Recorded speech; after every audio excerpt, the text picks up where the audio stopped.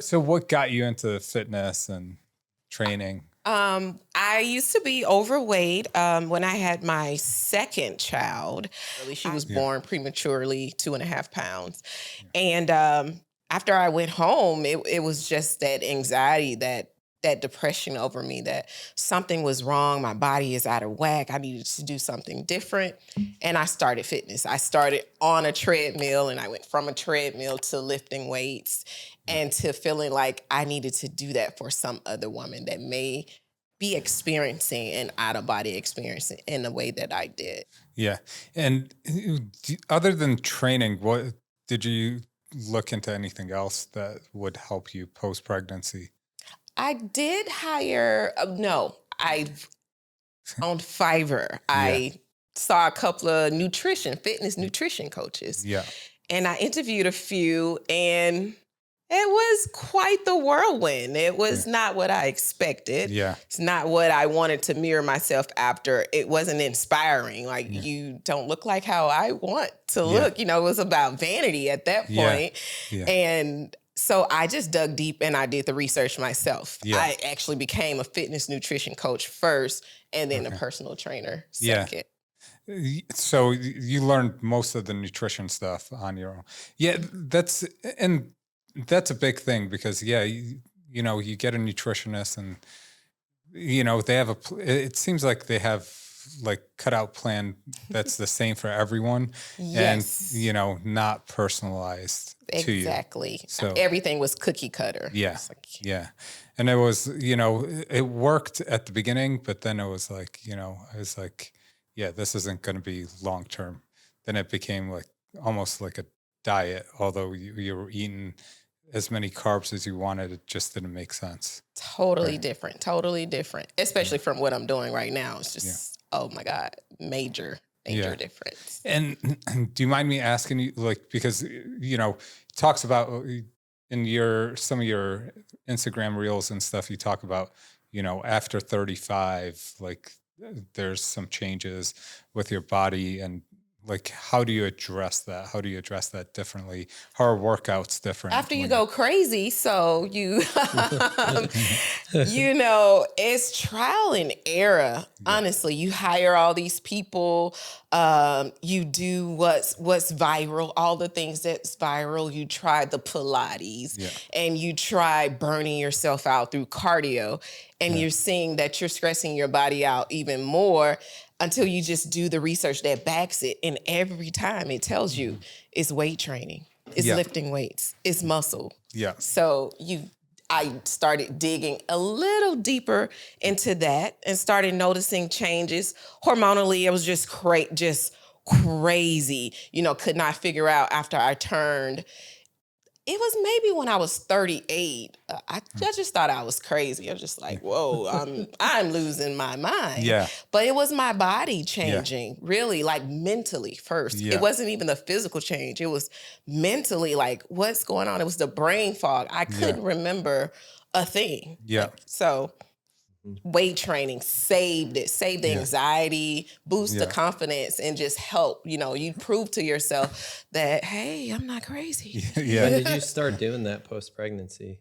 Like, was it like a year or? I started doing it maybe 8 to 10 months after. Yeah. I mean, my wife is basically, we have 2 boys, but one boy's 1. So she's in that phase. Obviously the hormones are crazy and everything she's been through. So it's like trying to figure out exactly what the best thing is to get rid of that feeling that she has. Exactly. And it's women, when we're pregnant, no matter your age, how young you are the closest to menopause that you're going to be. Your body actually experiences all the things that women in menopause does. So at that point, it's about doing everything you were taught not to do. It's about eating more. And I don't know if she's on an eating schedule, but boost that metabolism. Yeah, like eat constantly more instead of eat more, movement, try to add a little resistant training here and there. And basically just habits, forming those habits, proving to yourself, making small adjustments and building that confidence. If you drink 3 liters of water 3 days in a row. That's building confidence. You know, you build off that, you add something else to the list each week. And then before you know it, you're in the gym an hour. You're ready. You're ready to go after having a baby after a year. Yeah. Amazing. Yeah. So all the small little things, they just all This add just up, of adds up course. that we overlook. We think it's always something dramatic, and it's not. It's always the small things. Yep. Usually. Absolutely. All the little things just all bunch up. And you kind of hit on like timing meals, and not timing, but like you talked about eating more, and that like I just feel like females almost like eating's like a secondary thing. They'll do it if they feel like it. For men, you know, I purposely like intermittent fast. So, but like for females, they almost like my wife, like I'm like, don't you want to eat? And so I intermittent fast, but I'm like, I got to eat within this window and I got to be done eating by this time. I can't like get home, wait for you to be ready to eat, because all of a sudden it's like 9 o'clock and she's ordering Uber Eats. And I'm like, no, I'm going to bed. Like I got to be Giving asleep into before the that. cravings at that point. Yeah. Yes. So like, what's your routine, and what do you recommend most people, like how many times a day should they, like as a female, should they be eating? Or I think you definitely should have at least 4 small, infrequent meals and a protein at each of those meals, just so that you're priming your body for digestion. Yeah. So that's maybe 4 ounces. You should start at the top of the morning. Me, I don't eat, my body doesn't process dairy well. Yeah. So I eat chicken and salmon in the morning. So I'm starting my day with about 4 ounces of meat. But that's giving my glucose a boost. That's giving me all the energy so I don't have that brain fog.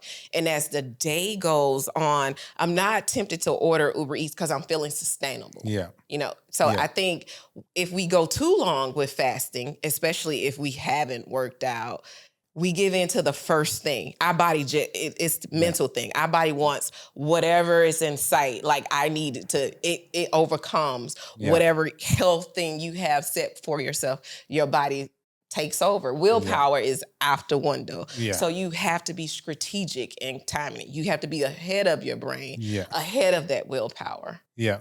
Yeah.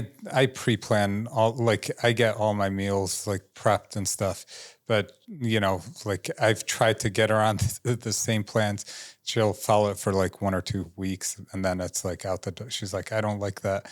But like, you know, sometimes you got to eat food for energy, but she's like, she'd rather not eat.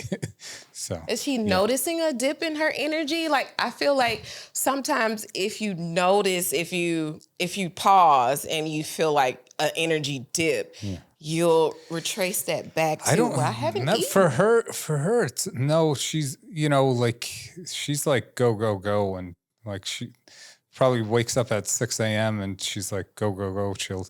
Till she goes to bed, and like a lot of times she doesn't go to bed till like midnight, 1 o'clock. And I'm like, I'm already out. Oh my gosh. She works harder than all of us. Yeah. She's a hard worker. Yeah. I would lose my mind. I was on that schedule before and I experienced a burnout. That was right at that. Maybe I was 41 and I brought my daughter here and she can attest to this. Just that burnout and running. I had active cheerleaders. My daughters were competitive cheerleaders. I was going from the top of the day to the end of the day, nonstop, married, you know, trying to do all things at night in the bedroom, all the things. And to one day I just hit a wall and I resented everyone. Yeah. Yeah, and you get the hormonal changes. Mm-hmm. When your cortisol goes up, the rest of your hormones are going to be messed up too. So, yeah, it makes a huge difference. And that's probably like, you know, people don't understand how working out, and especially resistance training, you're going to balance out some of those hormones. Like you're going to increase your testosterone level, which females need testosterone too. Definitely. People don't know. So if you're resistance training, you're going to normalize your testosterone and everything. Right? Exactly. And it regulates your emotions too. You go in for one thing, you go in wanting to be fit and build muscle, and you end up regulating your emotions. It's just sanity and, leveling your anxiety to a point. Yeah, for sure. I think exercise in itself is just it. I'm not getting enough of it, but I know the days that I do, everything is smoother, sleeps smoother, everything else, because it just balances you out completely, regardless of what you're doing, I feel like. But you need to speak louder.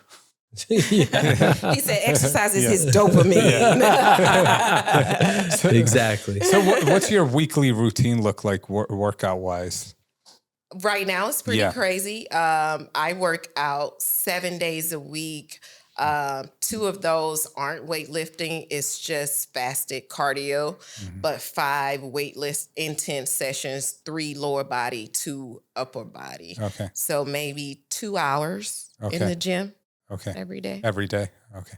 And are you training people on top of that? Yes. I base it's around my schedule. So I may get up at 6 a.m. and it just fluctuates. I work clients, you work clients in, or they work out with you. If it's fasted cardio, you do my fasted cardio with me and I'm coaching you through my session while I'm trying to get through, what I need to. So it all works. But by the end of the day, there's a cutoff. You have to have a cutoff. Yeah. Because you can overdo it. It's only so much your body can take.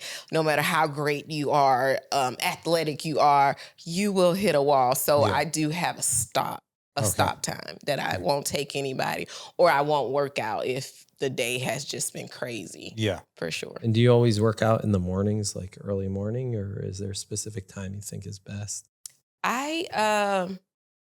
Right now, I'm in a calorie deficit, so I try to work out every day before 10 a.m. I have my schedule. I feel I can do well as long as I start my meal at 10 a.m.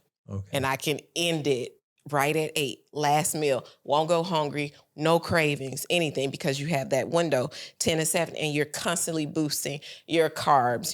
You're eating around your protein. So I feel that has been a big, big winner for me. And a lot of hormonal changes, like for females, isn't it, with intermittent fasting? I forget what I was watching or reading about, like when you first wake up in the morning, people think like don't eat anything, but like, isn't it important to get like that 30 or 40 milligram or grams of protein in your diet?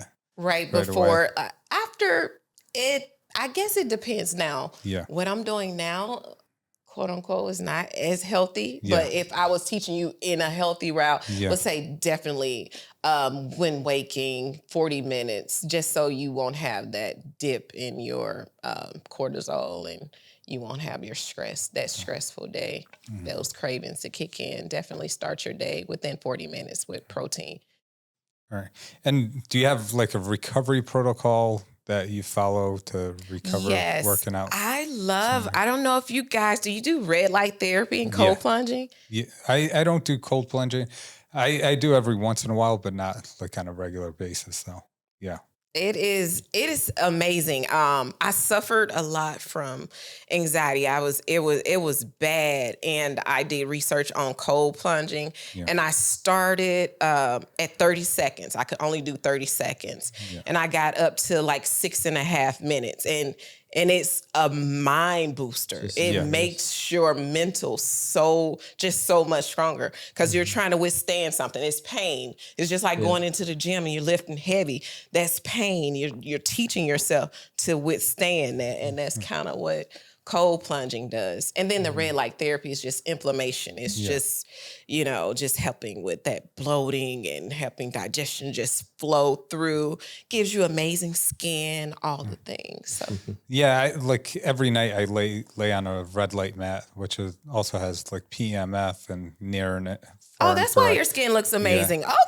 Okay. Tell us the secrets, Doc. Don't hold out on us. No, I love it. I tell everyone they need to get a mat. And like I go to put my kids to sleep and I usually eventually fall asleep on the mat. And it gets pretty hot. You set it for 150, but truly, it's just a mat. It's not a full blanket. So you probably get up to like 120. Sometimes the stones get pretty hot on your back, but that sounds amazing. It works pretty well. I get from that and I jump into my bed that's like cooled down to like 55, 58 degrees. So that feels real good going right into sleep. So How many hours of sleep do you average a night? That sounds good. I'm usually between 6 to 8.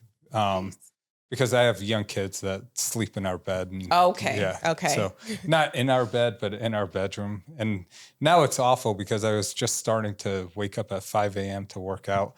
And now they wake up with the sunlight, even though I guess we don't have blackout shades. We have black shades, but they still see the sunlight and they're awake. And they're like, time to get up. Let's go. Let's do it. Let's do it. Yeah. What are you guys doing?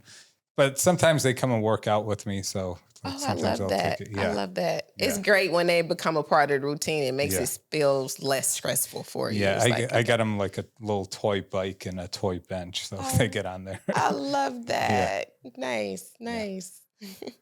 Supplement wise, what are your strongholds? Like 5 supplements, if that many, that you would recommend? For women, adrenaline manager. Yeah. Definitely for stress support. Magnesium just helps calm the nervous system at night. Protein shakes in between meals. I try to do pea proteins, just better on digestion.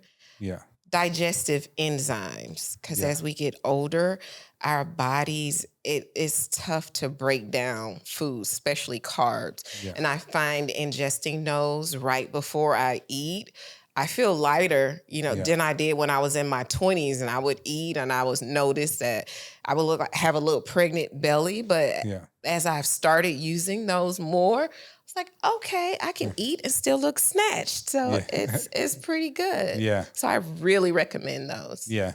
Yeah. The digestive enzymes, once I got on GLP-1s, that's like when because at the beginning I took 2 of a dose and I was like almost ready to vomit. So I was like, all right, I took digestive enzymes. It always helped out, especially like once your body gets used to it, it doesn't happen anymore. But at the beginning, you kind of need to take them to digest food. How's your appetite now? So I take Rituritide. So I don't think that suppresses your appetite as much as, and I've tried them all. I think Tirzepatide probably did the most, but like at one point I tried a Tirzepatide semaglutide mix that was like, I would almost not want to eat. So, yeah. So I was like, all right, that's a bit too strong. And I microdose it. So I take lower doses. So I don't decrease my appetite and also like lose muscle because I know that's the biggest thing. I've read all the research, and when I got into bodybuilding, everybody recommends it. Like, if you're not low dose, on this. And mainly longevity wise, it's just balanced. And once in a while I'll wear the glucose monitor to just see where my blood sugars are, and it manages throughout the day pretty well. So I just microdose it daily, and with Rituritide, you don't get the muscle breakdown that I probably shouldn't be talking about it because it's as a physician, it's not FDA approved, so you're not supposed to be taking it. But it's the newest one that hopefully gets FDA approved pretty soon because it does preserve the muscle, and we get a lot of people with using it and have lost a lot of weight, but they're also losing a lot of muscle mass. Yes. And trying to coach them through it.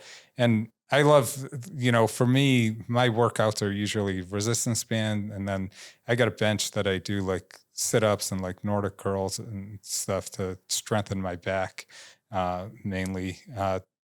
But, my workouts are usually 30, 40 minutes long. So I can get them in the morning before going to work. Okay. So, what were we talking about? How does that preserve the muscle?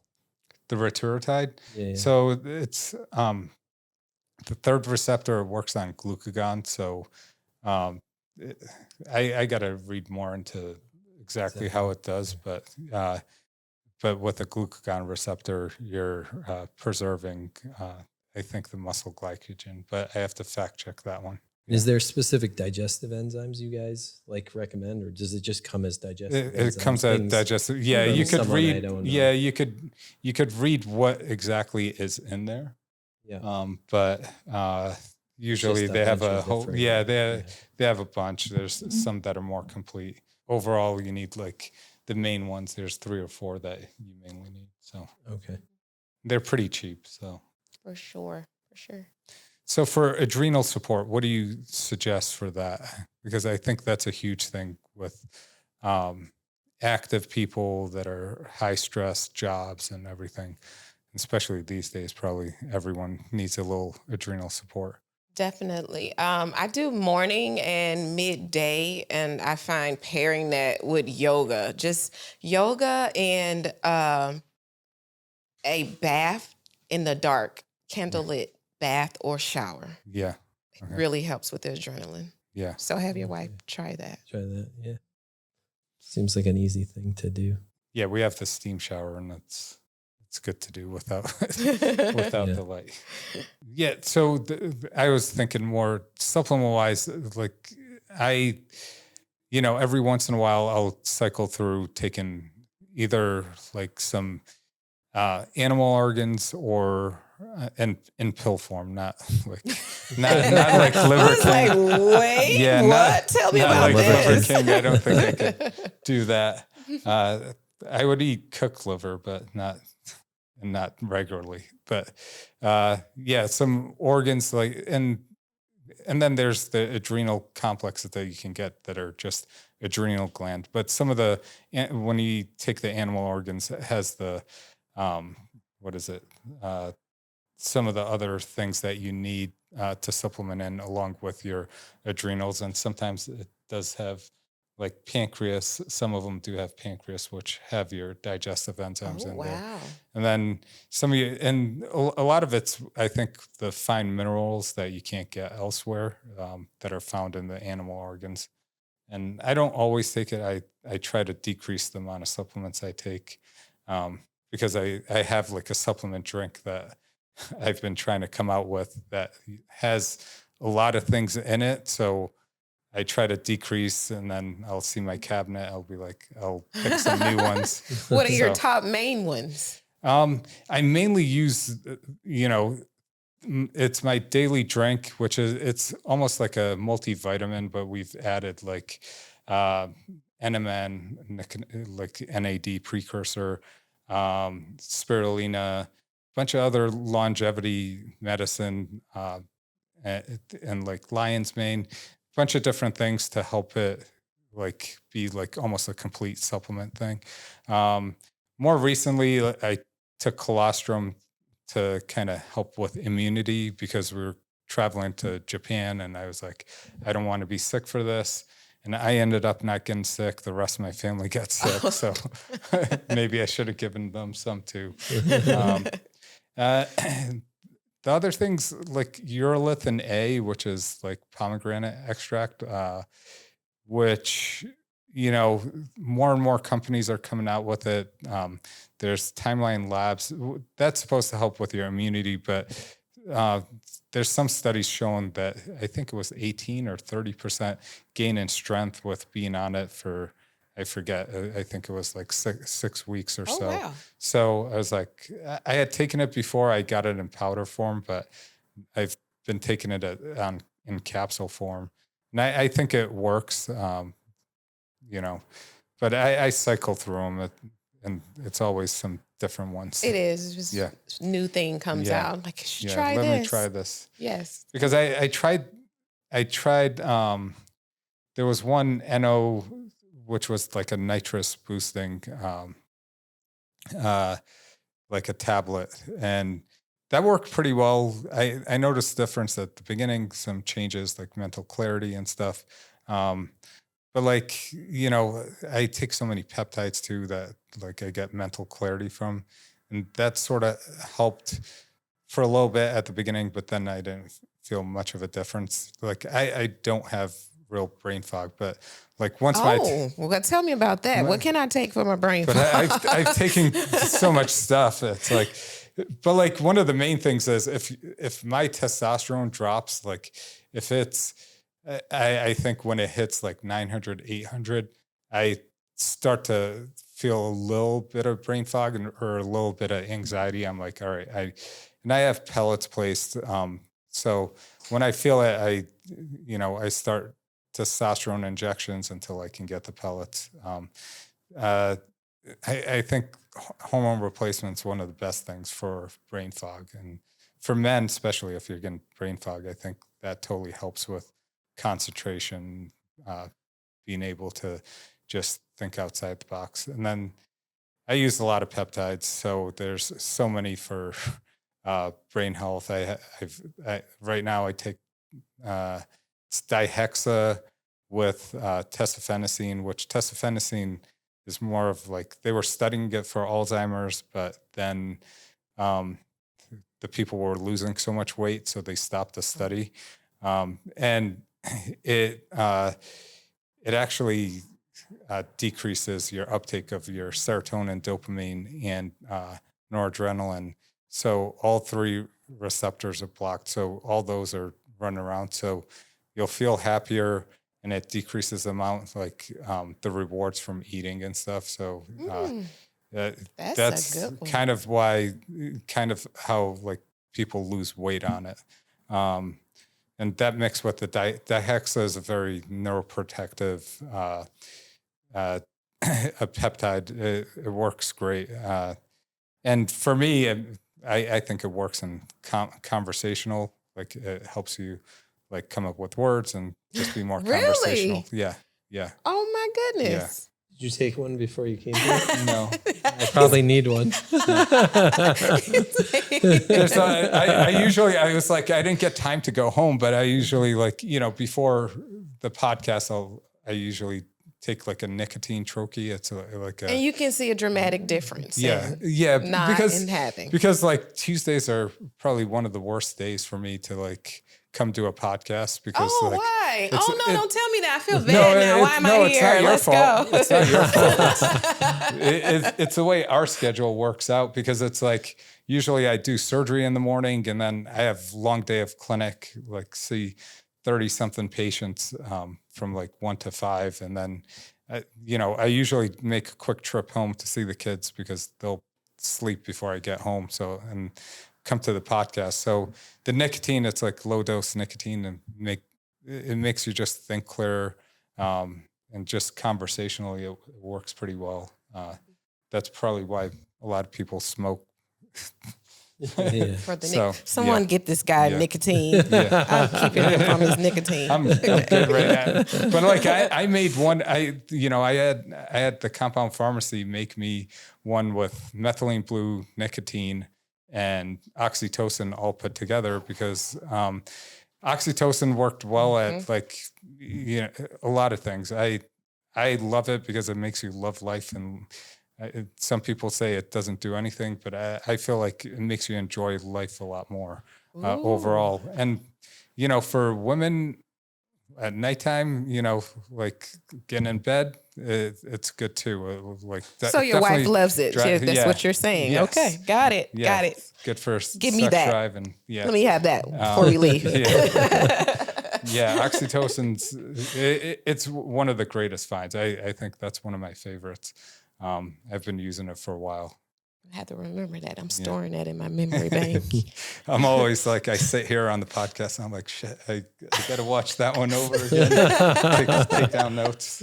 I am making mental notes about all of this. Yeah. So how about sleep? How do you work with, like when people come to you and you train them and you lay out nutrition, do you have them do any behavioral changes overall? Like I struggle with sleep. It is a weakness. Yeah. So it is what I coach my clients is to develop a nighttime routine. Yeah. You have to stick to a routine.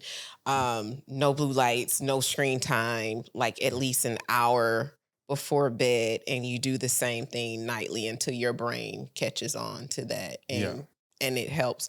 But it is a real struggle for me at 44. Just, even with doing all the things right. And I don't take many, other than magnesium, I don't take anything for sleep.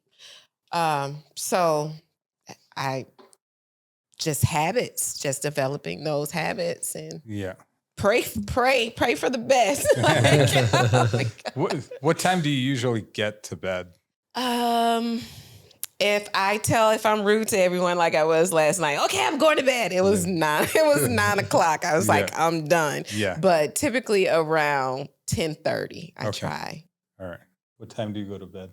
You don't It sleep. all depends. He hasn't slept for the past 3 years since he's come home. So 2 years, right? Yeah, 2 years. Probably 2 years. Like, what is sleep? I sleep with my 3-year-old. But no, I mean, 2 nights ago I didn't sleep, but last night I slept great because I was so tired and I was out at like 9. So I prefer sleeping at 9 if I can. Yeah. Because I'm like, I need to get to bed. And the next day, like today I felt great because I slept at 9 and I'm like, I actually got a full night of sleep. But yeah, I end up on the cell phone and doom scrolling or random stuff. I'm like, oh, kids are asleep, or like trying to get some work done. And then I'm like, what the heck just happened? It's 11:30. And now I'm like, tomorrow's not going to be good. Oh my goodness. Yeah. Yes. So going down. I think a lot of people fall into that trap too. So I think putting away the phones, I agree, is like, if you can put it away for like an hour, because even if I have to wake up in the middle of the night to go to the bathroom and I have to grab like it. If you do see the something, light on the phone, and then you're up, and then you're like, what the hell just happened? I just got 5 hours of great sleep, but now I'm up for an hour. Interrupted. Yep. I have my clients that do a brain dump before we started this thing. You just dump everything that you need to do, what's on your brain, who you need to talk to, emails that you need to answer. You're just going down the list and you're just writing it, getting it all out. Because I found, for me, the reason why I came up with it, when I'm asleep, it's going, my brain is just going from one thing to, it's just having a conversation with itself, and it never turns off. And I find that I need to put this to paper before I go to bed. And I started doing it for myself. And it's been helping some clients. So maybe a little brain dump, get it all out there before you go to sleep. Yeah. Yeah, that definitely makes sense. Yeah, I have a meditation thing that I use. Like, it's like a light, and it's a headset. It's tough to, like, for a lot of people, it's probably tough to like put on and keep on. But like, I'll put it on, and then if I wake up at night, I just toss it to the side. But it helps me meditate, especially like when I am like thinking too much through things too much. I'm like, it definitely like takes a few longer sessions to be able to get me to sleep, but it eventually, Oh, I need this, another mental note. Yeah. Okay. Yeah. A meditation tool. Okay. Yeah. You have so many things to share with me. I feel you're holding out on more stuff I know, over there. I'm I looking at you. Yeah. Trial and error with everything. So Yeah. It's just a headset, Ruse? Yeah, the brain tap. Yeah. Oh, okay. Rod has the extra one. You should just grab it from him. Okay. But I bet your kids aren't gonna like. Well, I mean, dude, my kids are it's like, pretty. Daddy, is this a new toy for us? Yeah. My kids are pretty wild. Yeah, he'll probably break it. Yeah.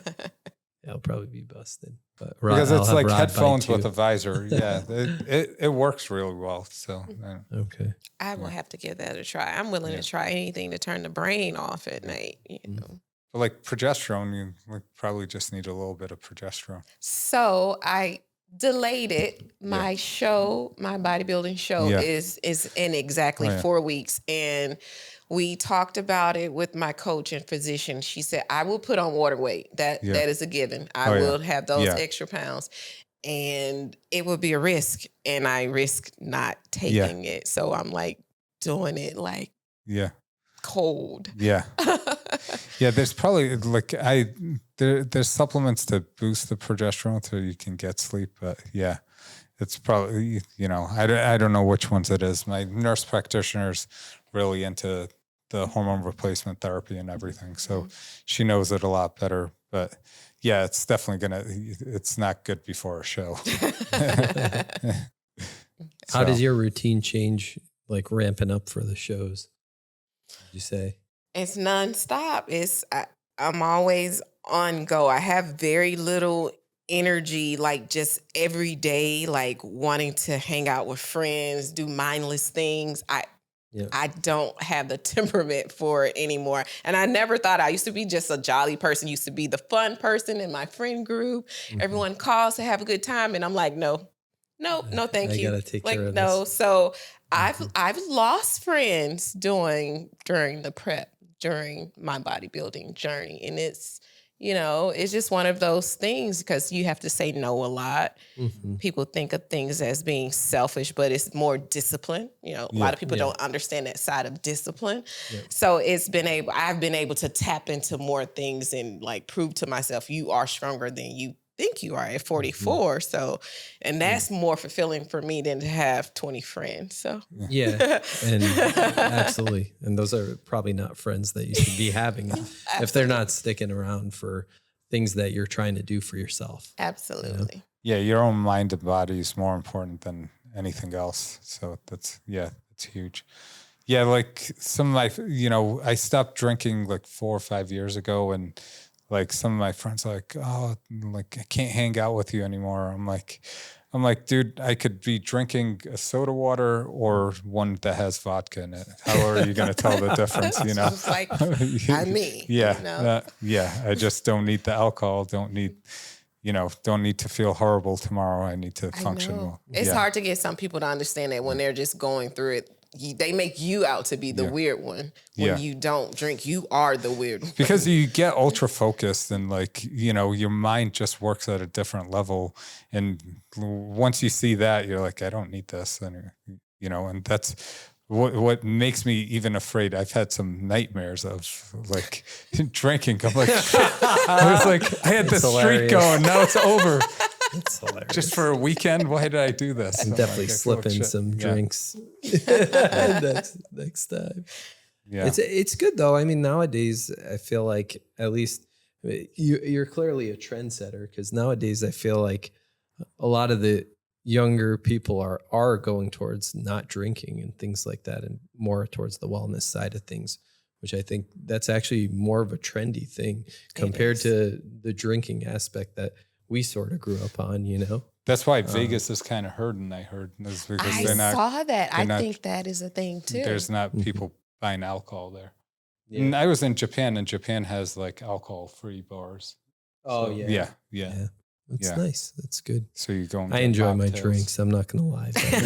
I'm not crazy though. If I have more than 2 drinks, I'm hurting. It's the same thing, and then I regret it the next day. But I'm pretty controlled on that aspect. But I do. Yeah, I think it's great not drinking because every time I wake up, I'm like, why the hell did I do that? Even with like 2 drinks, I'm like, that was probably a very bad idea. Like I'm still feeling it and I'm not all myself, So not as productive the next day as you would want, for sure.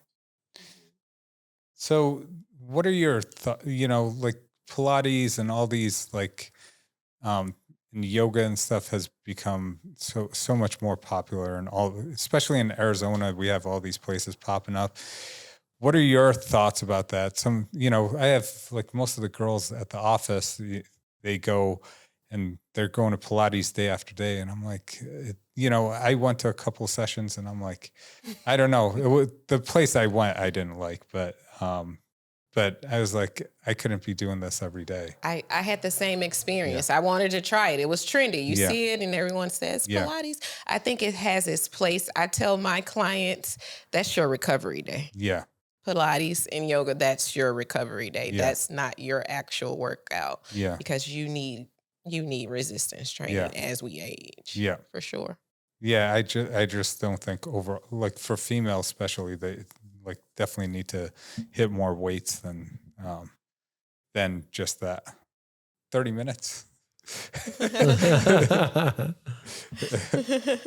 Yeah. I mean, it's actually great because I actually was like my wife, she's like just hurting, and she's like, I don't know what to do. And I was like, we need to get you out of your slump. And then I came here. So but she was like, basically like, oh, should I do Orange Theory?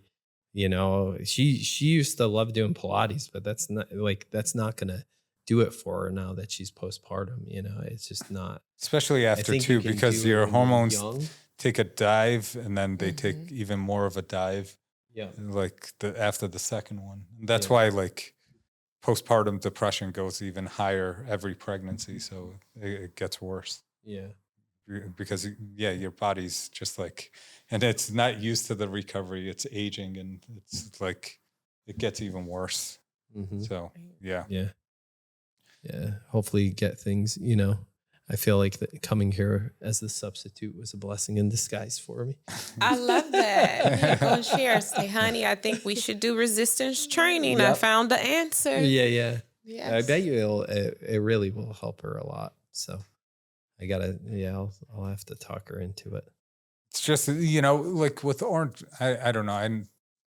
Did I go to a class? I don't know. I never liked Orange Theory, but. No, she used to go. Yeah. She hasn't gone. No, I know, like because 7 years. My wife used to go with her. Together. Yeah, for a while when they were in Tucson, but over here they both kind of stopped. Yeah.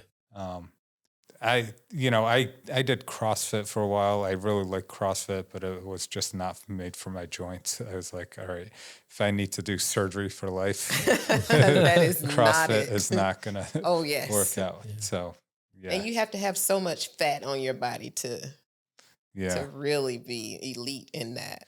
And like with my mindset, it was also not good with my mindset because I'm way too competitive. Like, you know, for a little bit, and especially over here, it was like New York kept me kind of calm. And I used to train like late at night after work and everything. So it made it a lot better. So I stayed low. Over here, it was like I thought I could compete with 20-year-olds.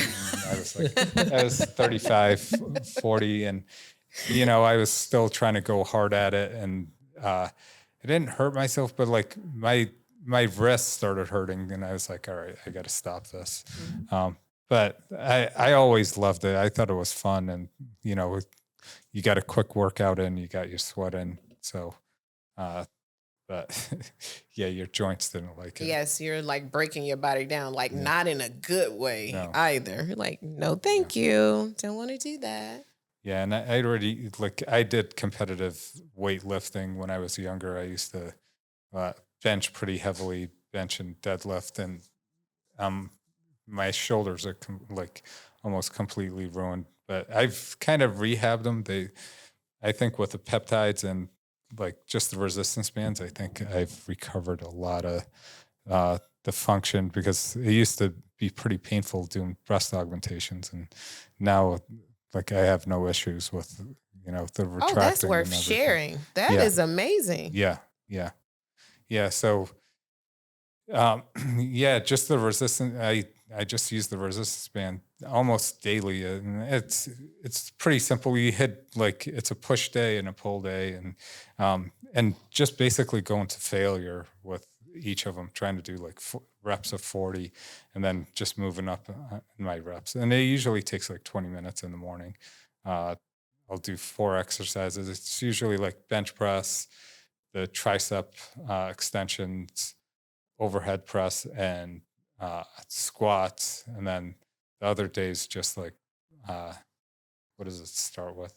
Oh, it's deadlifts, bicep curls, bent over rows, and calf raises, which I don't understand the calf raises. I guess you could, I try to do shrugs with the calf raises, but to get a better workout in, but it works really well.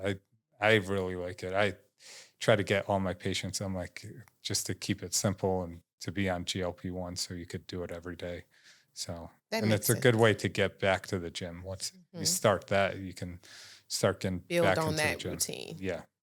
Is your routine with weights, is it usually like high weight day and then a rep day, like alternate? Like how's your routine? Obviously it's not that, but. It's What do you usually do? mostly depend on energy, because right now I'm like in the dip where progressive overload is the thing. Like I'm trying to max out, but some days when there is low energy and I know I haven't had sleep, I will pull it back, and we're just doing high rep day. We're just going to do 10 to 12 lightweight. So it just depends on what cycle. Like I use my ring, what my cycle says. Like, okay, it'll say, pump it up today. You ready? I'm like, okay, nice. we're PR. We doing PR today. So I really pay attention to my aura ring, and and my energy dips, and when I have that high energy and I go for it. And then I listen to my body most days. Like, okay, it's a high rep, low weight day. All right. It's amazing at what the ring tells you, though. It's like, and if it says your readiness score, if it's like under 60, like watch out working out, because you're going to get hurt. You will get hurt. Like it not kidding around. Like some days I'm like, I didn't get enough sleep, or I'm not recovered enough, and I'll go start working out. I'm like, oh, your lower back starts hurting. Your It's like, I tried to tell you. Yeah, it's crazy, and it'll tell you if you're getting sick. It does a lot of good things, and they keep on improving it. So it is. It's amazing. I remember one year I was doing 75 hard, and I got to day 63 in my ring. It was in the red. It's like peak major signs of stress. Yeah. And it was in the red for 3 days. And that third day, I literally could not get out of bed. Yeah. I stopped 75 hard on the spot. It was something wrong with my body. It was just, it doesn't tell you exactly what it is, but it's like something is going wrong. Yeah. And it was on point. Your biometrics. Yes, I could not move. So I love this thing. It's the part about it that's great is like the easiest thing to read, because I have the Whoop too, and like I think Whoop's got a pretty simple app, but like the Aura Ring makes it so simple. It's like you got enough rest, you didn't get enough rest. Like some people stress over it. You got to just look at it and just use that information appropriately instead of stressing over it.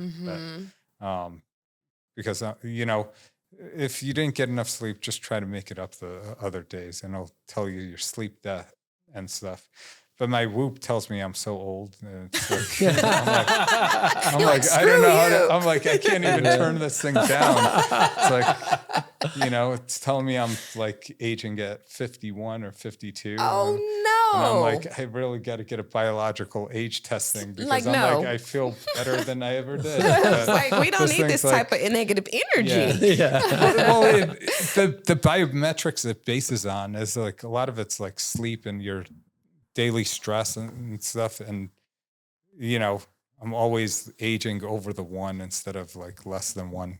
Oh my if I sleep 10 hours a day, maybe it'll reverse it. Like, you're doing good. Yeah, it was like, screw you. Yeah. I couldn't handle that one. Yeah. No. It would make me operating. angry. The other thing I see, I have like an AI bike that I either wear this, or like it has a heart strap, and they're both completely different, because sometimes this reads my heart rate at like 120, 140. And I don't know how it reads heart rate, because it's on the back of your wrist instead of like on your artery. So where the heart, it's more exact and it reads much lower. So I don't know how much to believe this, but this always gives me a better fitness score on my bike than the strap. I love it. It's like positivity. Like, that's one thing positive. I know. Anything that gives us positive results, we like that more. Absolutely. How about coffee? Do you drink coffee? I don't drink coffee. It's probably because my teenagers love Starbucks so much, and I'm just so like, oh my gosh. Like I literally have to be the person that says no to coffee. So good thing. I do tea. I do dandelion tea with lemon every morning. Okay. Yeah. So that's my coffee. Yeah. Any pre-workouts, or that's... I just do creatine. I don't do pre-workouts. Some I found with sugar, like I don't do sugar. So. Yeah. Sugar, and sometimes it's like it just makes you feel so weird. Like I hate the tingling sensation, which is like the citrulline in there. Like I just don't want that. I was like, I can do without that one.